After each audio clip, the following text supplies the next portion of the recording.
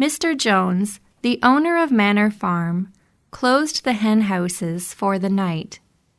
He walked across the yard with his lantern, took off his shoes at the back door, and made his way up to bed. Mrs. Jones slept at that time. When the light in the bedroom went out, there was a movement and a noise in the farm buildings. The thing was that old Major, a white pig, had a strange dream the previous night. He wished to tell it to the other animals. All the animals agreed to meet in the big barn as soon as Mr. Jones was out of the way. Every animal on the Manor Farm respected old Major very much. Everyone was ready to lose an hour's sleep to hear what he had to say. Old Major lay on his bed of straw. He was 12 years old. He was a large pig with a wise look. The other animals began to come and make themselves comfortable in the straw. First came 3 dogs, Bluebell, Jessie, and Pincher. Then came the pigs, who lay in the straw quickly. The hens got into the window sills, the pigeons flew up to the rafters. The sheep and cows lay down behind the pigs and began to chew the cud. The 2 horses, Boxer and Clover, came in together.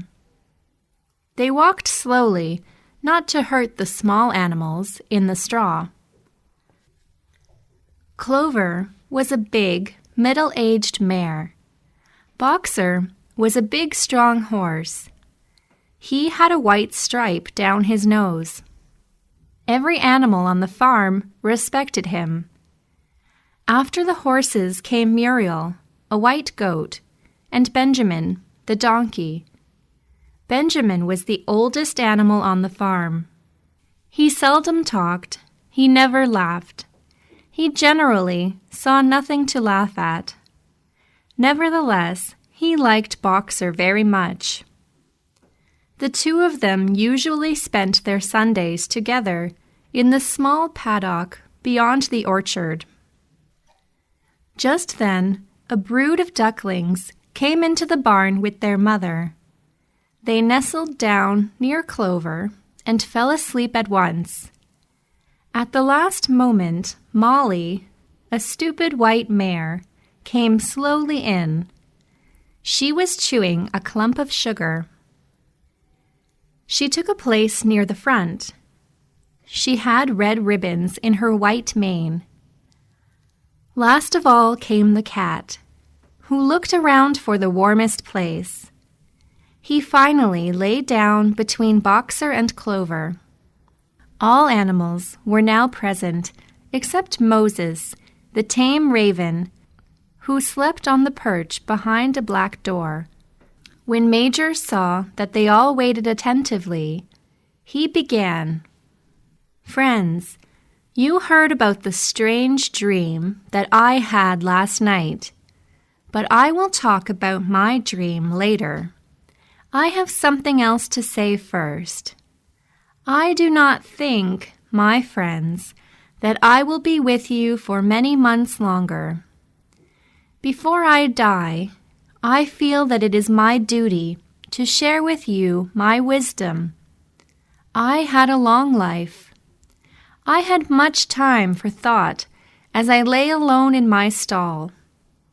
I think I understand the life on this earth, as well as any animal now living. Now, friends, what kind of life do we have? Let us be frank. Our lives are miserable, hard, and short. Mr. Jones gives us food that is not enough for us. Some of us work very hard. When we grow old, he kills us with cruelty. No animal in England is free. The life of an animal is misery and slavery. That is the truth.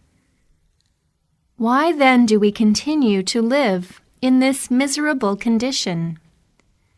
Because human beings take from us the whole produce of our hard work. There is the answer to all our problems. It is a single word: man. Man is the only real enemy we have. If we remove man from the farm, the hunger and hard work will finish forever. Unfortunately, man is the Lord of all animals. He makes them work. He gives minimum food to them, and he keeps the produce of our work for himself. Man is the only thing that takes without producing. You cows that I see before me, how many thousands of gallons of milk did you give during this year? And what happened to that milk? Our enemies drank every drop of it. And you hens, how many eggs did you lay this year? And how many of those eggs ever turned into chickens? The rest of your eggs went to a market to bring in money for Jones and his men. And you, Clover, where are those 4 foals that you bore? Mr. Jones sold them at a year old. You will never see them again. Besides, you work so hard in the fields. Jones gives you minimum food, and your stall is small. As for me, I am 12 years old, and I had 400 children. But no animal escapes the cruel knife in the end. Every one of you will lose his or her life sooner or later. We all must come to that horror. Cows, pigs, hens, sheep, everyone. Even the horses and dogs have no better fate. Is it not clear, friends, that all the evils of this life come from the tyranny of human beings? We only need to get rid of man, and the produce of our work will belong to us. We will become rich and free. What then must we do? Rebellion. I do not know when this rebellion will come. It might be in a week or in 100 years. I know that sooner or later justice will come. And above all, give this message to the future generations. And remember, friends, your resolution must never change. Never listen when they tell you that man and animals have a common interest. It is all lies. All men are enemies. All animals are friends. Let there be perfect unity between us, perfect friendship in the struggle. At that moment, there was a terrible roar. Major raised his trotter for silence. I have something more to say. I repeat, remember always your duty of fight against man. Whatever goes on 2 legs is an enemy. Whatever goes on 4 legs or have wings is a friend. And remember also that in fighting against man, you must not look like him. Even when you conquered him, you must not act like him. No animal must ever live in a house, or sleep in a bed, or wear clothes, or smoke tobacco, or touch money, or engage in trade. All the habits of man are bad. And, above all, no animal must hurt his own kind. Weak or strong, clever or simple, we all are brothers. No animal must kill any other animal. All animals are equal. And now I will tell you about my dream last night. In my dream, there was no man on earth. This dream reminded me of one song. Many years ago, when I was a little pig, my mother used to sing an old song. Last night, that song came back to me in my dream.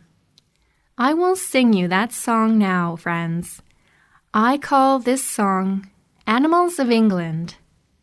Old Major began to sing. The words ran, Animals of England, animals of Ireland, animals of every land and kind, listen to my good news about the golden future time. Sooner or later, the day is coming. Animals will conquer the bad man, and the fields of England will belong to animals alone. Rings will disappear from our noses, and the harness from our back, cruel whips no more will crack. Wheat and barley, oat and hay will belong to us that day. Bright will shine the fields of England on the day that sets us free. For that day we all must work. Though we die before it begins, cows and horses, geese and turkeys, all must work for freedom's sake. The singing of this song made the animals very happy. They began to sing it for themselves many times. Soon they learned this song by heart. The whole farm sang Animals of England. Unfortunately, a roar awoke Mr. Jones. He jumped out of his bed in surprise. He was sure there was a fox in the yard. He took the gun, which always stood in a corner of his bedroom. Then he went out of the house and fired it 6 times into the darkness. The animals were very frightened. Everyone ran to his sleeping place. The whole farm was asleep in a moment.